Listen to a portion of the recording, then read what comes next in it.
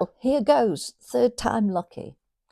The first time somebody came to the door, and the second time I started coughing and couldn't stop. So here we go again. Take three.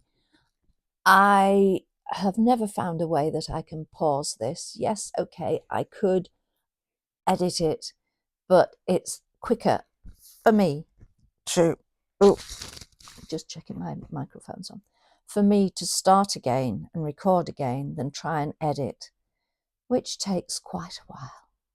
So off we go rejoicing. And I want to share a piece from a book that I've shared before. The Boy, the Mole, the Fox and the Horse. I always have to look because I can never remember the order that they're in, by Charlie Mackesy. Okay. And the piece I want to share with you is the boy and the horse communicating. When have you been at your strongest? Asked the boy. When I have dared to show my weakness. Asking for help isn't giving up, said the horse. It's refusing to give up.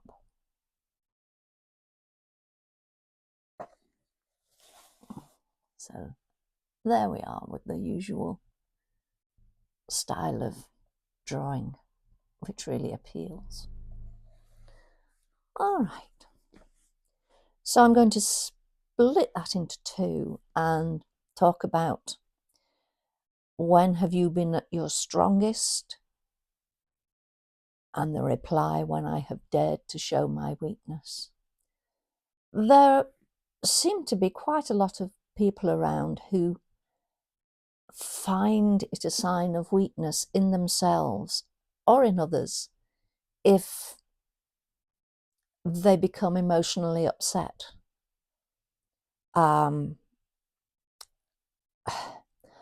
I can only think of the word macho. I can't think of a female equivalent. So I'm sorry, it's not intended to be aimed at one particular gender. It's just that I can't think of a word that covers everybody. So we'll go with that. It's not considered to be macho for supposedly strong people to shed a tear. But there is nothing wrong with shedding a tear. It shows that you care, that you're in contact with your emotions. And tears can be so cathartic and cleansing as well. When I used to do hypnobirthing classes, I always asked Dad if they would phone me and let me know when the babies arrived. And I think I only had one who didn't do it. The rest all did. I eventually got a call from that one. And some phoned when they were still very, very new dads. And I had more than one phone and, Dee is here. She's here. Oh, absolutely beautiful. It's the most amazing thing I've ever seen. I'm sorry, I'm crying. Don't apologize. So, yes, that was something that always stuck in my mind. Lovely to see them responding to such an amazing experience. There's nothing wrong with crying. There's nothing wrong with shedding a tear. At my dad's funeral, my son had asked, could he say something? So I said, yes, of course you can. So he jotted it down and he'd sit on the stairs. Didn't want anybody else to hear it, but he sat on the stairs practicing. And on the day of the funeral, he said in the morning, what if I get upset? I said, doesn't matter. What if I start to cry? Doesn't matter. I said, so long as you've got a hanky, And if you just give me a nod and you want me to come and stand with you, I'll do that.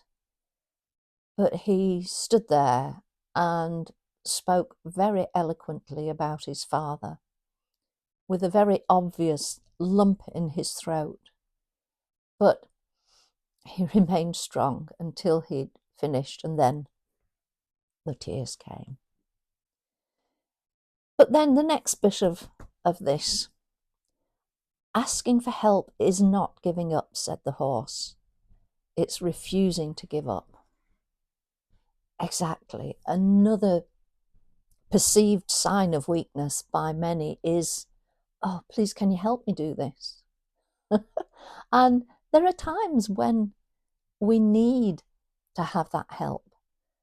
Even the strongest, the bravest of us might have things that we can't tackle alone.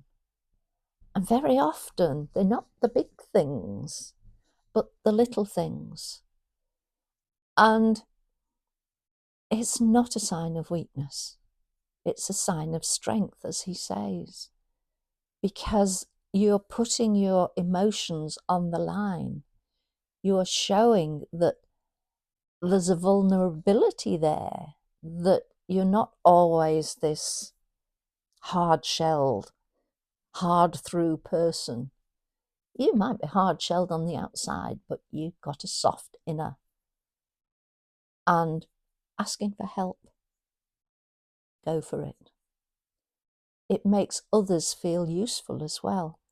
Certainly, I love it if somebody asks me for help, so long as it's not with anything very heavy and manual, but if it's help with ideas or help with suggestions, I can do that still.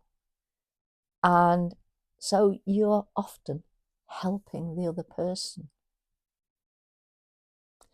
So on that note, having got through without anybody else knocking on the door and without me coughing, Mishka has been charging round like a goodness knows what, whirling dervish, I think. But fortunately, he didn't decide to include me and his dashes around, because that could have seen the camera go toppling. So thank you for joining me. Take care, and I will speak to you soon. Bye for now. Bye.